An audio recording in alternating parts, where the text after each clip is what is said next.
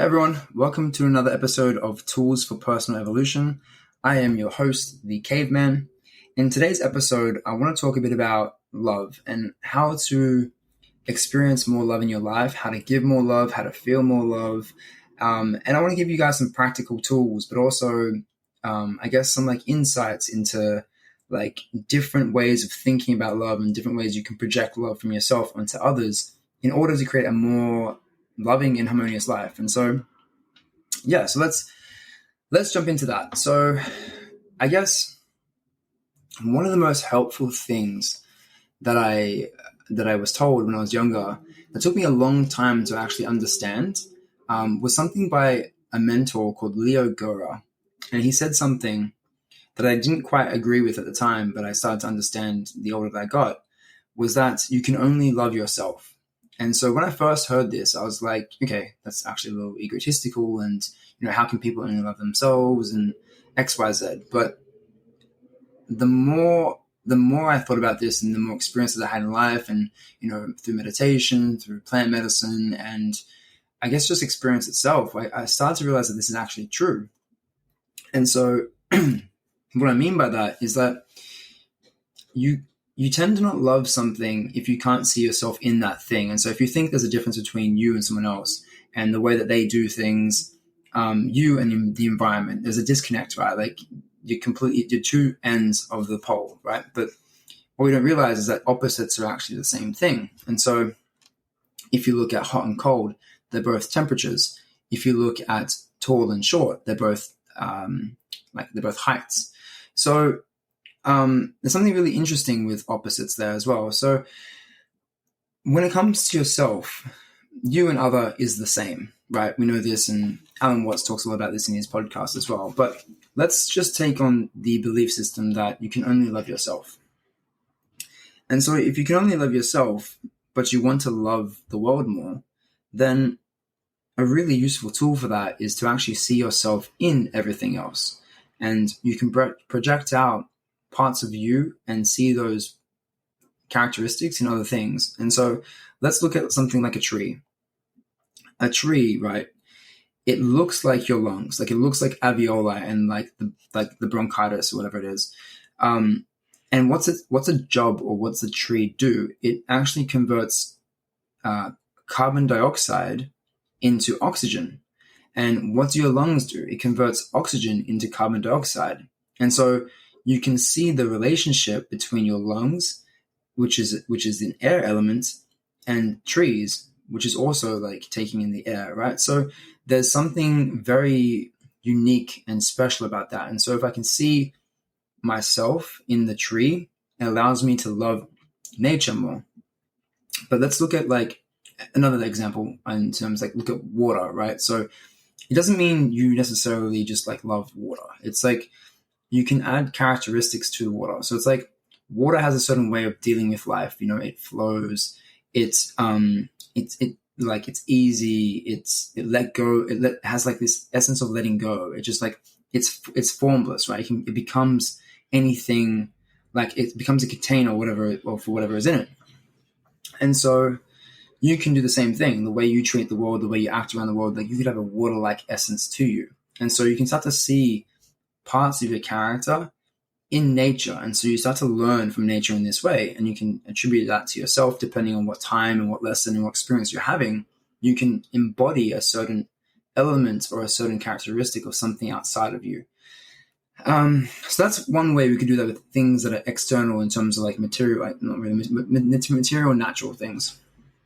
And if we look at someone else, right, if we can start to see ourselves in that person, then ultimately we can love that person more. And in fact, I think that's what love is. It's like you spend so much time with someone that you give, you share your stories with them, you share experiences with them. And so inside of that person, you see a lot of yourself. And so that causes you to formulate this relationship and this concept of love around them.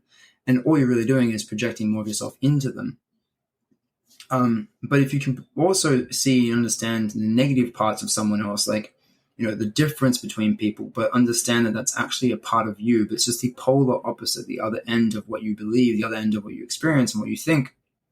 But it's still you. You're still human. You still have the same ability and capability of that person fundamentally, right? Like we're all capable of anger, we're all capable of sadness, grief, doing wrong, goodness, loving. Like we all have these emotions inside of us, and so on some level we're all the same. And so if you can attach and see that, like the source of everything, and see that in everyone else around you, and because really that's really what it is, right? Like for me, I really believe that there is like this divine spirit, whether you call it God, Christ consciousness, love, whatever it is. There is an element or some source of the unknown or potential that is like this spark that exists in every single one of us. And so on that level, in that sense, we're all connected, we're all the same. And something else, right, that I found interesting was like people tend to, for a long time, I didn't see the world like this. Because it's been a wrestle, right? But now it's I guess it's kind of like second nature to kind of just walk out and see the world in this way. But I'm wrestling with it for such a long time. And, when I was younger, I think I used to look at the world and I innocently and naively loved the world. I didn't understand really what I was doing and how I perceived it, but it's just like this natural sort of essence, right? And the older I got, I became a little bitter. I started to have certain ideas, and I started to question things, and I lost the sight of meaning in some sense. Like, what was the meaning of life? And in some sense, I actually felt like it had no meaning. And I think a lot of us are stuck in that place too. Like, there's this battle between, is the world meaningful or not meaningful? And they're really they're the same thing. They're polar opposites, but really they're both love. And so I want to explain to you how I came to this insight of how meaning and no meaning is fundamentally love, no matter how you look at it. So I guess I was writing about, I have it here in front of me. And so I wanted to align myself with greatness, and I wanted to achieve something of greatness, right? And so I then questioned, like, what is greatness, and why do I want that? And that led me to thinking about, like, well, I want to tell the greatest story that I can. I want to see my full potential. And then I go, okay, well, then why tell stories? Because I want to feel a great sense of meaning and purpose. And so a lot of us want to do something and accomplish something of greatness because we want to feel like our lives have some sort of greater meaning to it. And then if you think about that, like, well, why does life need meaning? Like, why do you feel like you need that? And the answer to that could be was because you actually don't think like your life has any meaning now or any purpose right now. And so you're kind of acting out of fear instead of love. So you want to create a life of greatness because you currently don't have one, potentially, right? So that means that there's a part of me that is afraid that life is meaningless, and it doesn't necessarily want to admit that. And so there's this like fear of insanity behind that. And then what would that mean? Like, what does it mean to me if the world was fundamentally meaningless? And then I thought, like, okay, well, it would mean that the world isn't real, that everything is an illusion and has no purpose. But if you look at the word illusion, it comes from the word play. So then the purpose of life is to create and to experience. It's to be playful, and playfulness has no sort of meaning to it, right? It just is. And why is that? Like, why would life actually fundamentally have no meaning? And well, that's actually kind of a great thing, because if life had some sort of set meaning or set purpose, then you wouldn't really fit in. Because if life's purpose was just money, then if you didn't make money, you'd feel hopeless, and you feel like you're not worthy enough. And a lot of us actually think that, that could be the meaning of life, to make more money. Well, then that would actually cause you some sort of pain. And anytime you attach some sort of meaning to life that is outside of your own personal vision or experience, you're doing that. You're actually somewhat hurting yourself, because life's meaning isn't simply one thing. It is nothing. And you could look at that in a quite like a depressive and sad way, and you could you could find a sense of hopelessness and helplessness in that. But I feel like you can take that a little bit further and question, like, why would that? Like, why would life have no direct purpose and meaning? And I believe it has no direct purpose and meaning because we all get to attribute our own meaning to it. And paradoxically, that would mean that the world and reality is fundamentally unconditional love. It's like letting go of its own desire and aspirations, and it gives you the full power and control to make whatever you want out of life. And so if you can see life in that way, it's a bit of a paradox, right? It has no meaning, but it's meaningful. And the fact that it's meaningless is actually the ultimate version and gift of unconditional love. Just like anything, if you truly love someone, you let them go. If you truly love anything, you don't want to impose your own viewpoints and judgments on that. You accept and you allow it to be free. And so as humans, I really believe that we are constantly wrestling between the power of love and freedom. And so love is something that pulls us in together. You could say that's like the energy or the magnetic field or pulse of like attraction, pulling something in. And then on the other end of that, we have freedom. And so freedom would be like repelling, like as in like a magnet, right? So it's like it's trying to push away. And so a lot of us get stuck in attracting things to ourselves and then pushing things away from ourselves and then getting in the wrestle between the push and pull of life. And instead, if we could realize that both are the same, they come from the same place, you paradoxically live in the middle, which is the third eye, which is the third point of seeing reality. And that is love. Like that allows you to sit in that frequency or that dimension. And so I found that really, really helpful, like to go full circle on life having meaning and no meaning, and then having complete meaning and purpose and love again. And I hope that explanation is substantial enough for you to understand where I'm coming from. So, okay, back onto a couple of other tools to seeing the world through this lens. So another really interesting tool I found to create more love in my life was actually taking mushrooms. And it opened up my heart, but opened up my perception of the world to coming back to story. And when I look at the world, I really kind of visualize it as a love story or a adventure. And I think both of those things are somewhat the same.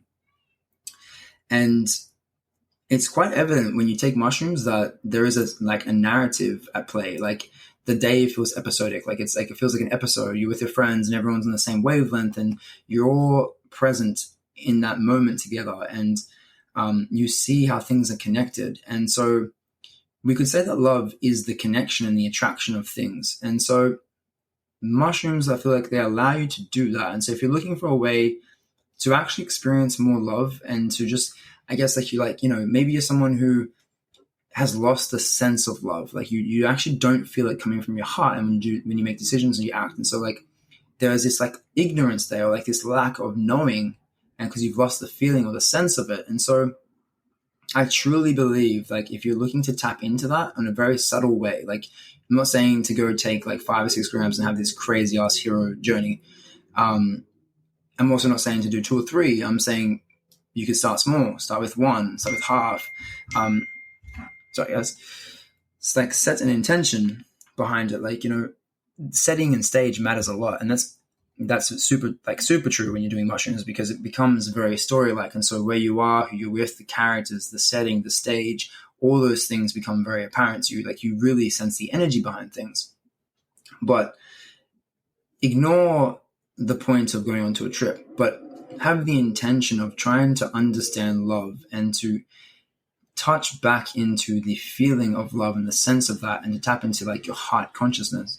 And just sit there with it, and I'm sure it'll reveal something to you, So I had this intention on my own this one time when I was at my parents' place in the Hunter Valley after New Year's with some friends. And So I had this, like, it was a great time. I had some friends, and we went like wine tasting and XYZ. And then, everyone went back down to Sydney, and I decided to stay there for another 3 days on my own. And I had a little bit of mushrooms there for myself. And I had the intention of understanding like my dynamic between my mother and my father and myself. And I sat down and I listened to my dad's favorite band for about an hour, and then my mum's favorite band for about an hour, so that I could understand my parents more. And because those two energies, like the masculine and the feminine, created me, the third, right? So everything kind of happens in threes here. So you have like masculine, feminine, and you have yourself. You have mother, father, individual. You have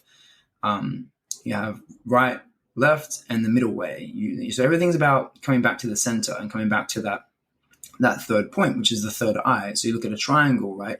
The eye in the triangle is the third perspective. And so each and every single one of us is that third perspective, because we've all been created by these two forces, masculine and feminine.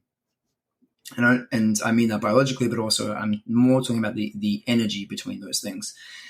And so it really showed me the frequency between my parents. And what I came to understand through that journey, or that experience, was that like the energy between my parents directly affects the energy within myself. And this doesn't mean that I need to go out there and try and change others around me, but it means that if I can understand my mum's story, and if I can understand my dad's story and understand their pain and transmute that within myself and see how fundamentally they were acting out of love, it's really coming back to like, what hard doings have been like done to you? Like what, who's hurt you, and where they hurt themselves. And if you can look at that and be like, okay, well, fundamentally everything comes from love. Even like their sense of protection and their like oppression and tyranny is a form of protection for themselves, which is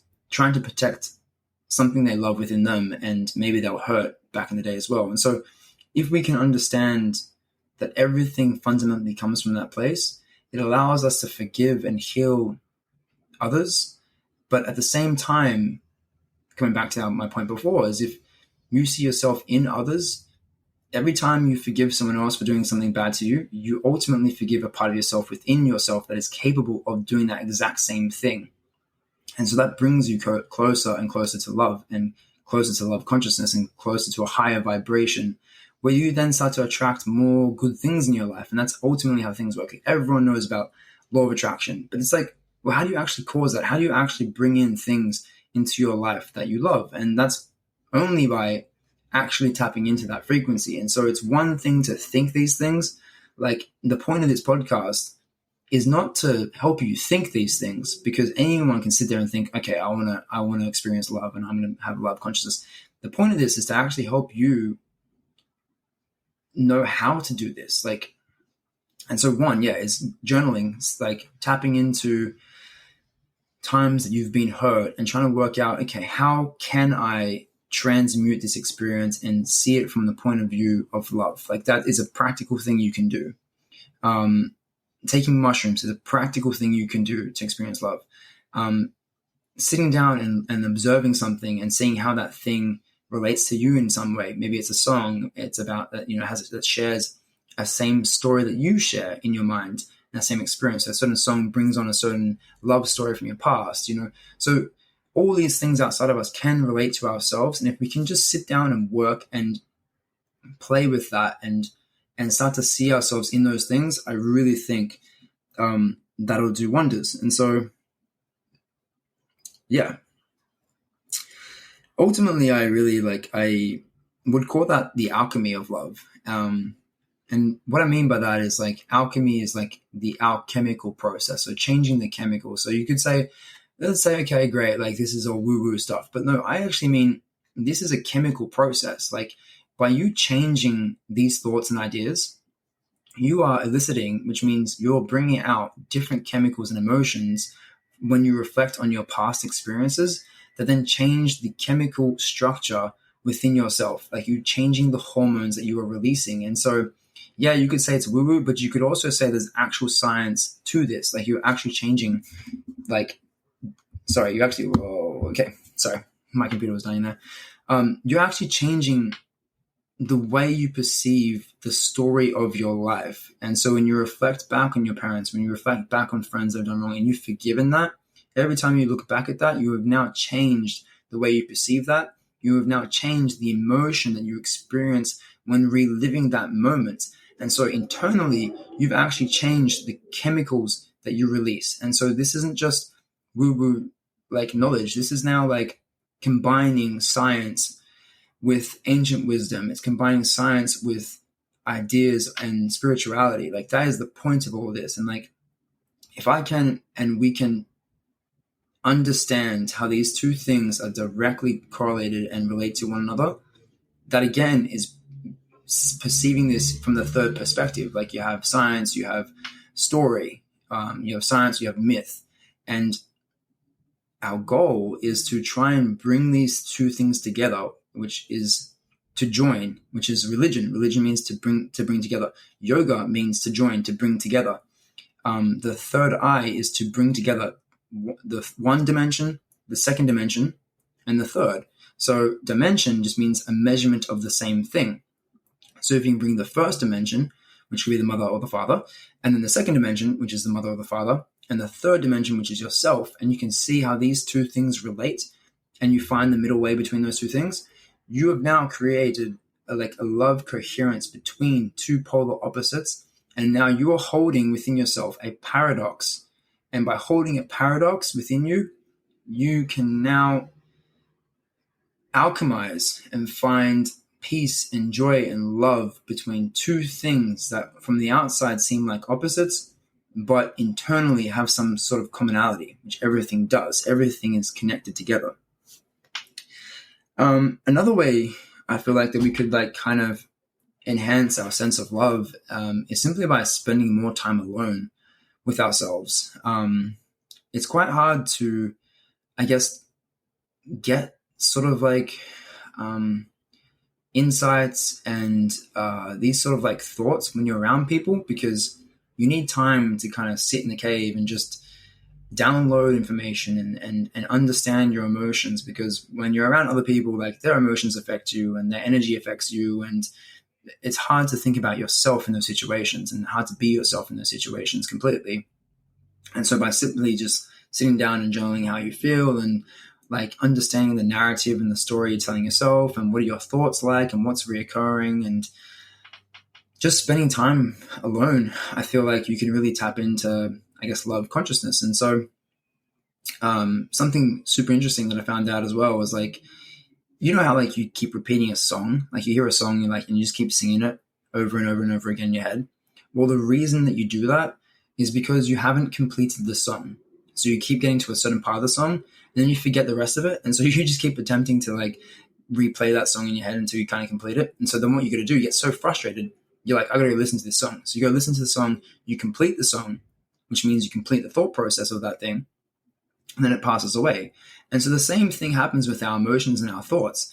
So emotions and thoughts that we experience on a day-to-day basis that are the same, it's like we haven't completely solved that thought or emotion yet. So we continually play it in our head and we're like, okay, what did this mean? This person did something bad to me, and now I feel like this, and this person did bad. And you have like these little triggers, and so you keep thinking about these things.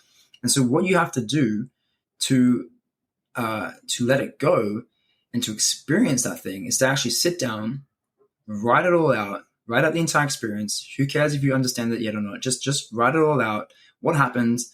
Look at it, read it, understand it, and then it'll subside. It'll go away because you've actually given it the time and attention and you've understood it. And sometimes it's not about having a solution to the problem.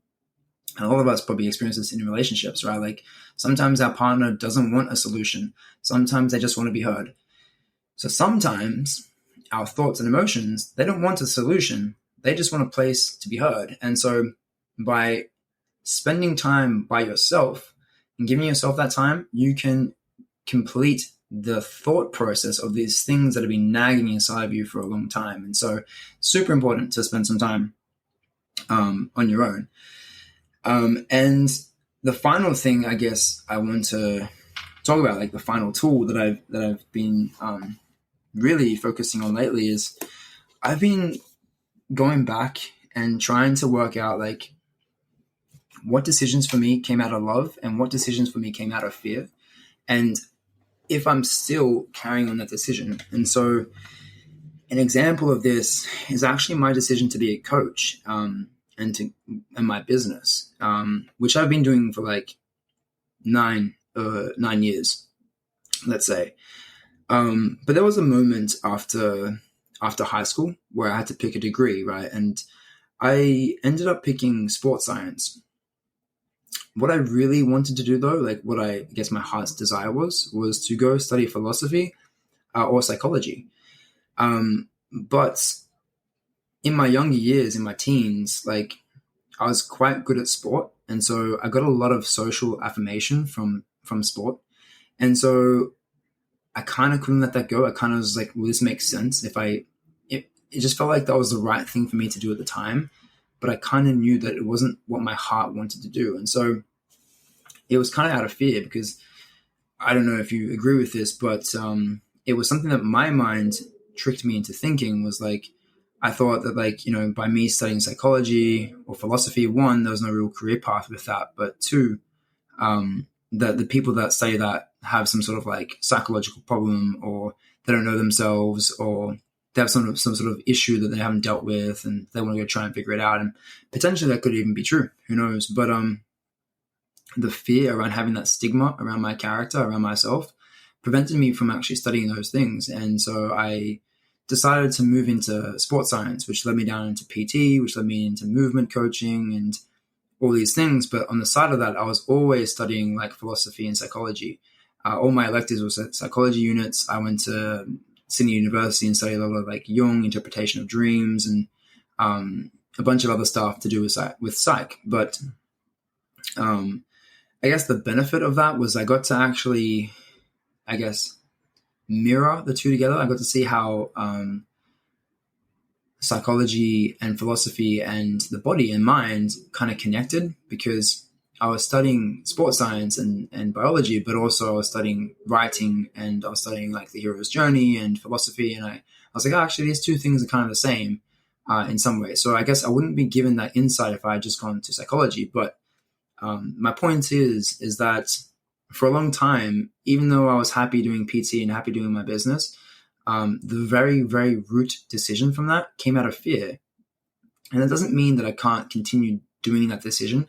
It just means I need to go back, understand where that decision came from, and transmute that into a place of love. And so it means that from now on, I chose to be a coach. I chose to be a personal trainer out of love, as opposed to the original decision, which was out of fear.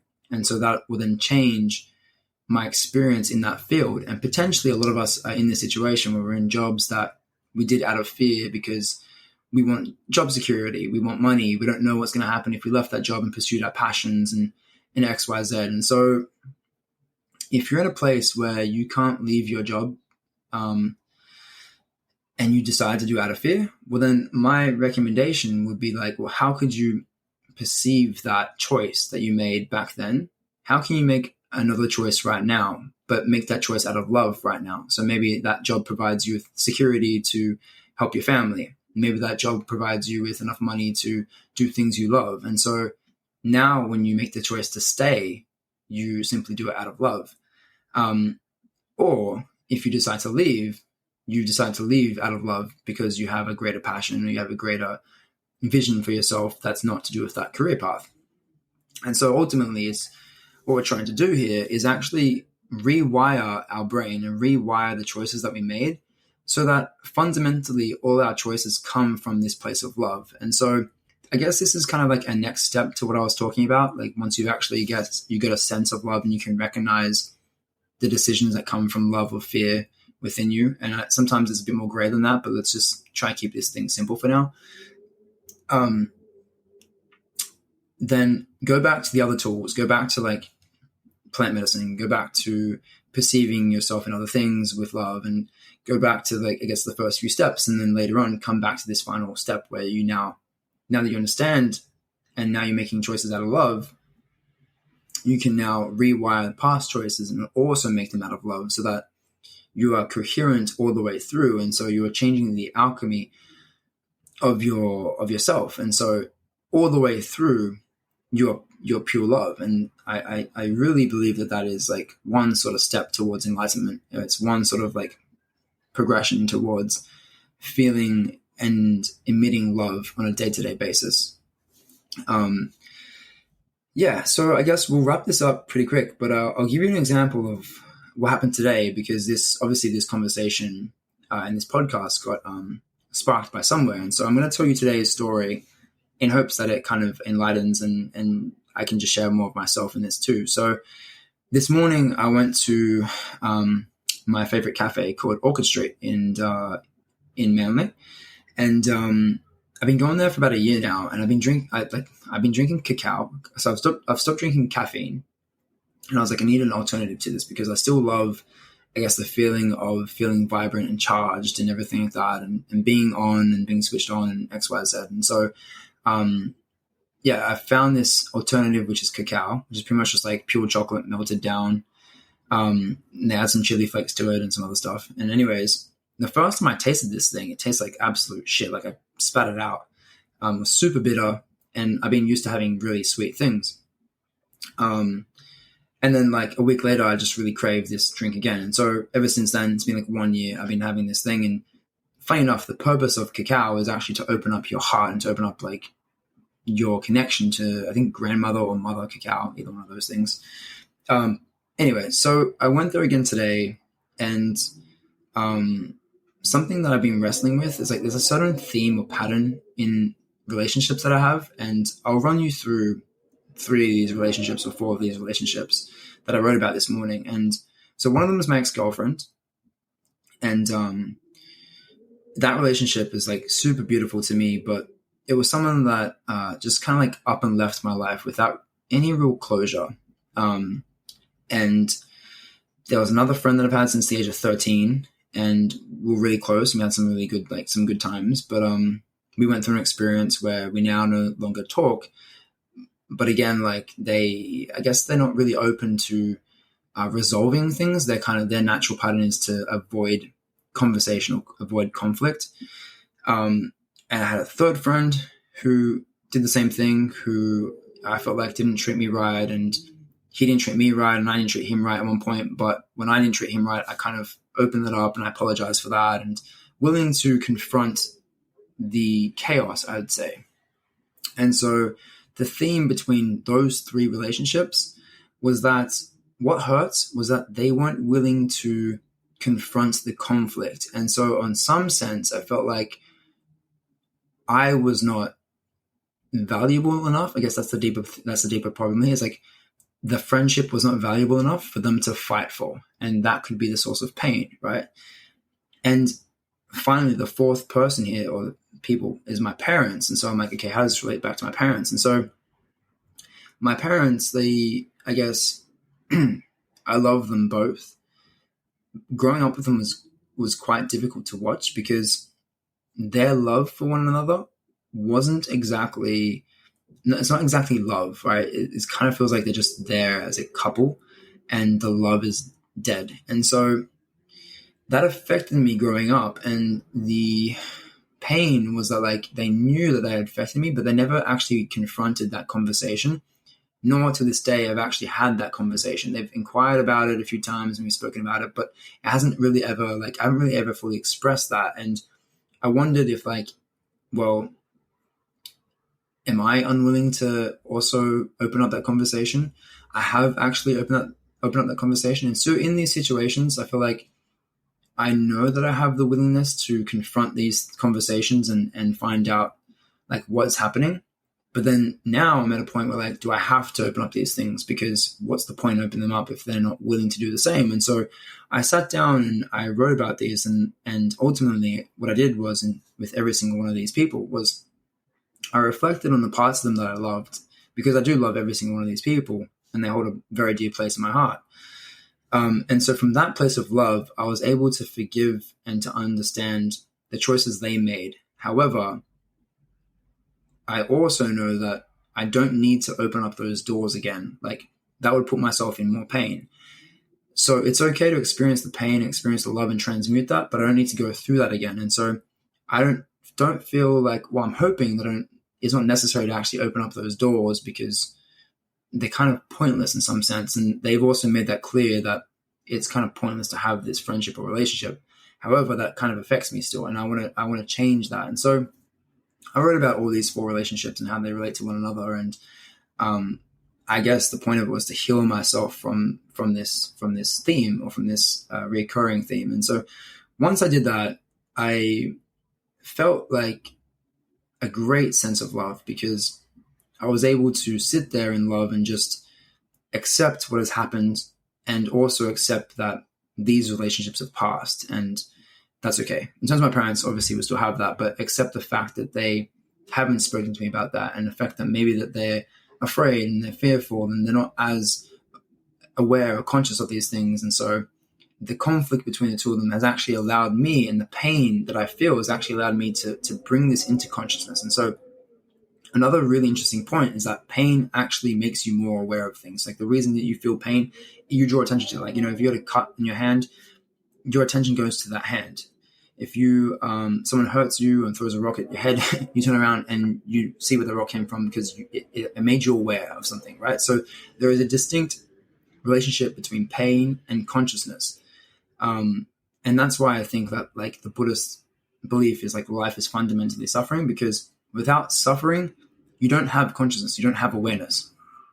And I think that's what also Christianity is about in some sense. But I think you can transmute that. It's like, it doesn't mean that it doesn't mean that you see the world in suffering. It means that, like, hey, this is a part of the world. A part of the world is pain, and a part of that is coming to understand love. And so if you believe that, right, if you fundamentally believe that even pain is there so that you can understand love, then you've transmuted the essence of pain and the reason and purpose of pain. And so we cannot eliminate these things. Like, you're going to live in pain.